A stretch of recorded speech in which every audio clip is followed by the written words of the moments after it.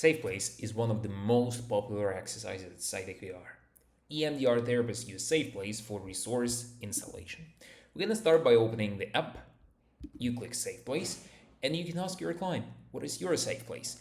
And somebody can come up with the idea of a garden with apple trees and the sunset, pink sunset. And the AI can generate this beautiful safe place within 30 seconds.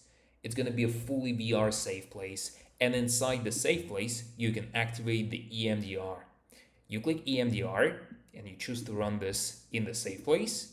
And technically, we combine the generated safe place tailored to the client needs and bilateral stimulation.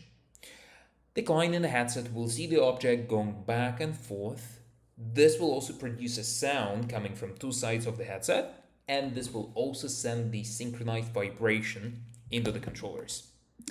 You can change the way how the object goes. It can go 8 symbol, diagonal, this way. You can change the type of this object. You can change its color. You can choose how fast it goes. And the resource installation exercise is the best exercise for EMDR therapists using PsyTechVR.